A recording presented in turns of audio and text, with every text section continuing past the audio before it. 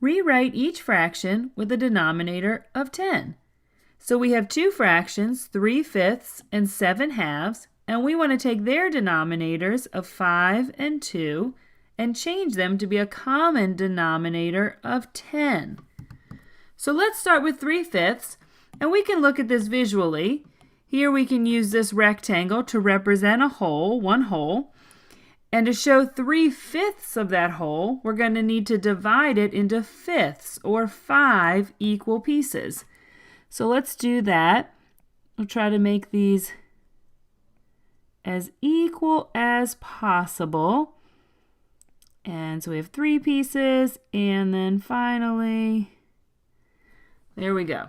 So these should represent 5 equal pieces, or fifths. And to show 3/5, we need to shade 3 of those 5 pieces. So 1, 2, 3 of those 5 pieces should be shaded in to show 3/5. But we've decided we don't want fifths anymore. Now we want tenths. We want a new denominator of 10. So to change this fraction over here, to change this to be tenths, we need to split each of these fifths in half. We need to double the amount of pieces. So we can do that here. And now, instead of fifths, or 5 equal-sized pieces, we have tenths. We have 1, 2, 3, 4, 5, 6, 7, 8, 9, 10. So we found a way to have tenths without changing the amount that's represented. The same amount is still shaded, but now we have tenths. So our denominator doubled. We multiplied it by 2. We have twice as many pieces. But look at what happened to our numerator. Instead of 3 pieces, now we have 1, 2, 3, 4, 5, 6 pieces. It also doubled. It also was multiplied by 2. Because if we double all of the pieces, well, then the shaded ones will also double. Each of those pieces also split in 2. So now there's twice as many shaded pieces. So 3/5 can be rewritten as 6/10. 3/5 is equal to 6/10. And again, we didn't change the fraction. We didn't change how much was shaded. 3/5 and 6/10 represented the same amount. We just changed the denominator and wrote it a different way. So 3/5 can be rewritten in tenths as 6/10.